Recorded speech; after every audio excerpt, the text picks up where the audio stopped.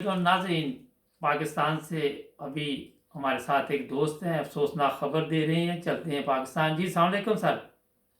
वालेकुम सलाम वरहमतुल्लाह। हाँ जी, क्या हुआ वहाँ पाकिस्तान में अभी आप बताएँगे ज़रा हमारे नाज़रीन को?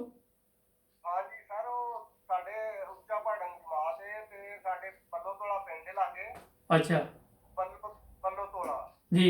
ਉੱਥੇ ਸਾਡੀ ਜਮਾਤ ਅਹਿਮਦੀਆ ਦੀ ਮਸਜਿਦ ਹੈ, ਛੋਟੀ ਜਿਹੀ ਤੇ ਉਹਦੇ ਮੀਨਾਰ ਬਣੇ ਨੇ ਤੇ ਅੱਜ ਹੁਣ ਇਸ ਟਾਈਮ ਉੱਥੇ ਮਤਲਬ ਮੌਲਵੀਆਂ ਨੇ ਤੇ ਨਾਲ ਇਲਾਕੇ ਦੇ ਕੁਝ ਜਿਹੜੇ ਲੋਕ ਨੇ ਸ਼ਖਸਾਂ ਤੋਂ ਆ ਕੇ ਹਮਲਾ ਕੀਤਾ।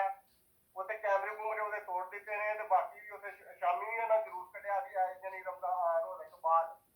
अच्छा। ਉਦੋਂ ਵੀ ਧਾਰੀਵਾਲ ਪਿੰਡ ਹੈ, ਉੱਥੇ ਇਹਨਾਂ ਬੜਾ ਜਲਸਾ ਕੀਤਾ ਤੇ ਅਹਿਮਦੀਆ ਦੇ ਘਰਾਂ ਗਾਲਾਂ ਕੱਢੀਆਂ ਨੇ ਤੇ ਆਪਣਾ ਵੱਡੇ ਵੱਡੇ ਮਾਰੇ ਨੇ। हुँ। ਕੁਝ ਦਿਨ ਪਹਿਲਾਂ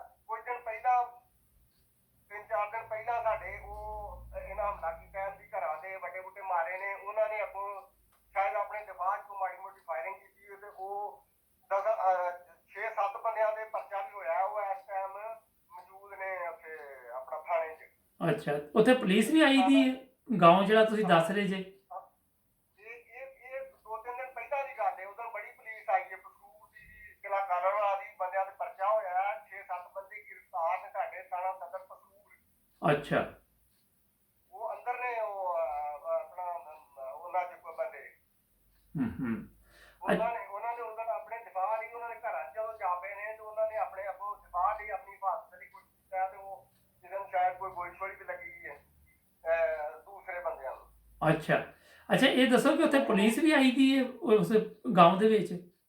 ਹਾਂਜੀ ਹਾਂਜੀ, ਪੁਲਿਸ ਵੀ ਮੈਂ ਹੁਣ ਜਿਹੜਾ ਕੀਤਾ ਹੋਇਆ ਨਾ ਇਹਦੇ 'ਚ ਮੈਨੂੰ ਸਹੀ ਵਾਕਿਆ ਨਹੀਂ ਪਤਾ, ਲੇਕਿਨ ਉਹਨਾਂ ਨੇ ਹਮਲਾ ਕੀਤਾ। ਇਹ ਪੁਲਿਸ ਮੈਂ ਤੁਹਾਨੂੰ ਬਾਅਦ 'ਚ ਕਨਫਰਮ ਕਰਕੇ ਦੱਸਣਾ ਵਾ। ਇਹ ਆਪਣਾ ਮੈਂ ਕਿਉਂਕਿ ਮੈਂ ਉਹ ਪਿੰਡੋਂ ਆ ਕੇ ਨਾ ਪੂਰੇ ਹਾਜ਼ਰ ਰੱਖੀ, ਮੇਰੇ ਬੱਚੇ ਪੜ੍ਹਦੇ ਨੇ। अच्छा, ठीक है। चलो, ਮੈਂ ਉੱਥੇ मज़ीद मालूमात मिलेगी फिर सानूं दसना नाज़रीन। पाकिस्तान ज़िला पसरूर दस्सिया ना तुसीं? ਤਹਿਸੀਲ ਪਸੂਰ ਹੈ, ਜ਼ਿਲ੍ਹਾ ਸਿਆਲਕੋਟ ਹੈ। अच्छा, तहसील पसरूर है और ज़िला सियालकोट है। उत्थे गाँव के उत्ते मौलवियां ने दोबारा हमला किया। 6-7 बंदे पहले गिरफ्तार भी किए ने, FIR भी कट्टी गई है। दोस्त सानूं बकायदा उत्थों रिपोर्ट दे रहे सी। जुड़े रहो 9 न्यूज़ TV नाल, मज़ीद मालूमात मिलणगियां फिर तुहाडी खिदमत 'च हाज़र होवांगे। अल्लाह हाफिज़। ਹਾਂਜੀ। ओके जी, शुक्रिया। अल्लाह।